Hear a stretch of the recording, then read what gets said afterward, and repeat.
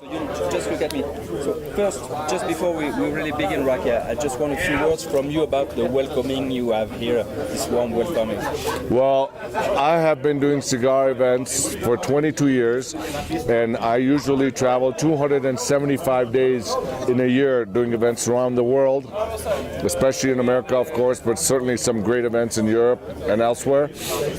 By far, the Mountain on Fire is the most spectacular, grand, interesting. The food, the wines, the cigars, and the natural beauty of the locations and the choreography of how well it's organized and how great the staff is. I mean, the staff is like a Michelin 3-star, and the food is like Michelin 3-star. And then when you are in heaven, and it really looks like heaven, and hopefully you can see it all. Wow, what a great idea. So I really want to thank Erwin, Kolya, and the entire family here that's put this together. This is a very, very special event, and we'll be back next year. Sure. So tell me about this new cigar. This is the worldwide official launch, right? This is the worldwide official launch. We came up with this idea 2.5 years ago, and we decided we needed to make something for Europe that was very elegant, that has a lot of balance, because typically I make cigars for my taste, which is really full-bodied, spice, pepper. So we had some really old aged tobaccos. We made about 122 different blends, out of which we chose 3, and then out of the 3 we kept playing with it for about 8 months to a year and a half, and then we chose the one, and we made the cigars, and we literally for the first time in our history made 22,000 cigars, and we put them away for 2 years. And we didn't open the humidor, that special humidor, it's called humidor number C. For 2 years we put it away, and believe it or not, the first time I smoked that cigar was when Kolya gave it to me in Vienna day before 3 days ago. Oh, really? And so that's the first time I had the opportunity to smoke the cigar, because they were shipped directly from the factory to here, and this is the worldwide release of the Grand Reserve. What about the blend, the exact blend? Well, I can't tell you that. That's a secret, but we're sworn to secrecy, but anyway, I can't tell you the blend. I don't want to tell you the blend because it's Honduras. Combination of a little bit. Combination. You have one of the countries right, but I'm not going to tell you. Okay, so this is really exclusive for Europe? This is solely exclusive for Europe. So I think you will present it at the Intertabac in Dortmund, right? Absolutely, and the people here are the first ones to be able to smoke it, and then we will release it into Tabac. Sure. And how many shapes would you release? I believe there's 3 shapes. I don't even remember them because it was 2.5 years ago that I made it. But I believe there's a Robusto, there's a special European style shape, and I don't remember an Toro. Okay. And is it meant to be a kind of limited edition, like 22,000 cigars? And well, so we make, yes, this is not a cigar that is going to be readily available. It's going to be a limited edition. We only make so many. So I already have in the humidor now, I think, close to another 40,000 cigars that have been rolled almost, I think it's 1 year, 8 months. So we will wait into Tabac to finally get them and put the bands on it. And for you, I know that you really love Europe more and more, year after year, because we see you there more and more. But is it for you a first step for some more special European cigars? Well, I love Europe because I love the European lifestyle. You know, in the USA we live to work. Here people work to live. And the culture, the food, the fact that you don't have all the GMOs and all the chemicals in the food, and people are not having lunch and watching TV and texting on the phone, and dinner is 4 hours where you have a conversation and communication. It's a different lifestyle, and I wish Americans could learn more from Europe about how to live. So I enjoy the fine things in life, and I enjoy the fine things that Europe has to give. To answer your question, so this will be the first release entirely for Europe, and then maybe a few years later we might do something else special. So, yeah. Okay. Tell me a little bit more about your new factory in Nicaragua. Reinhold told me about it. Yeah, so right now our factory is at full capacity, and we have 5 or 6 different buildings where we're curing the tobacco, fermenting the tobacco. From a logistics point, it's very difficult, and I was waiting to see what happens with all the FDA stuff.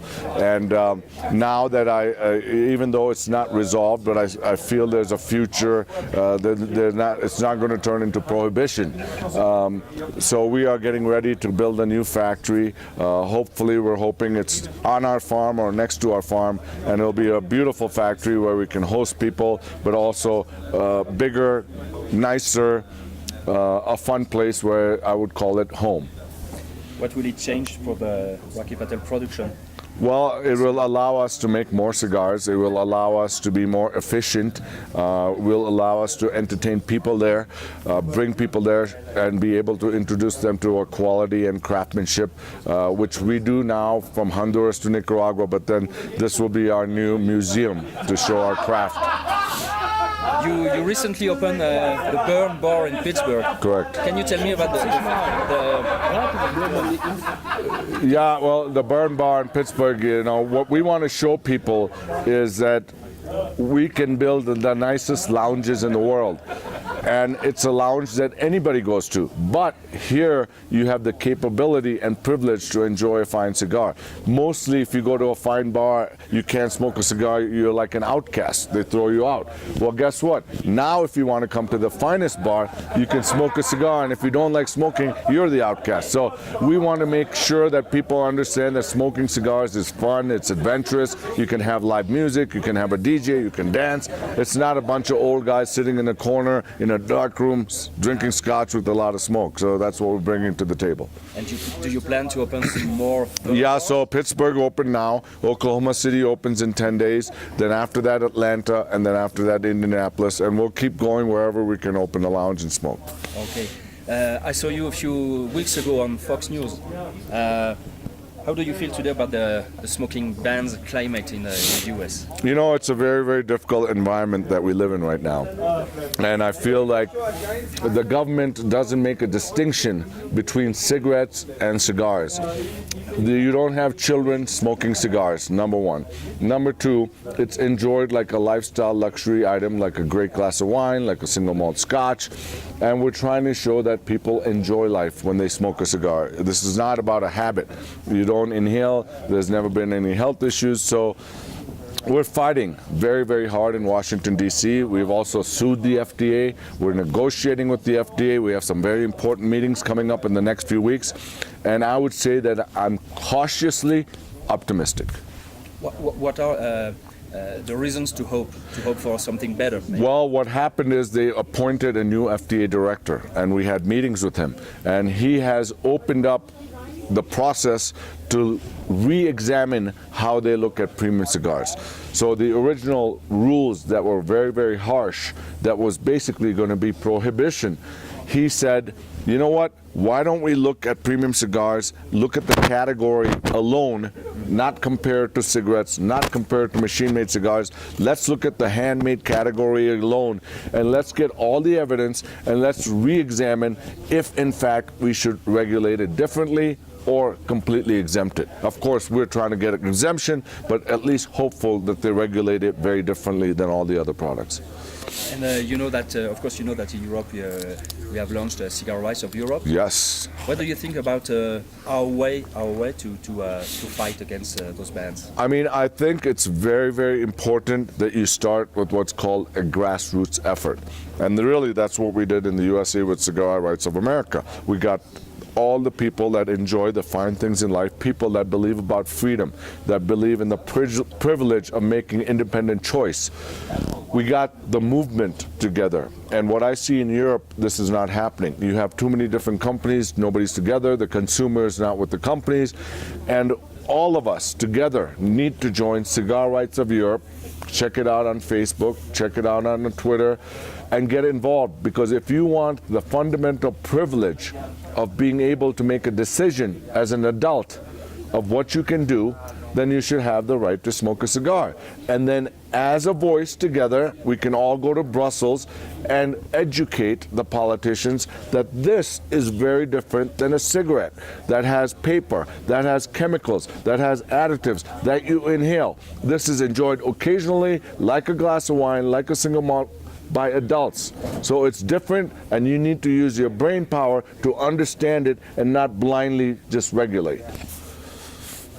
I think we have finished. Just one question back. You told me 22,000 cigars, which means how many boxes? I divide that by 20. I've been drinking wine, so I would say a little over 1,000 boxes. Okay, I do it. Okay. Thank you so much, Rocky. My pleasure. Thank you. And let me add one thing.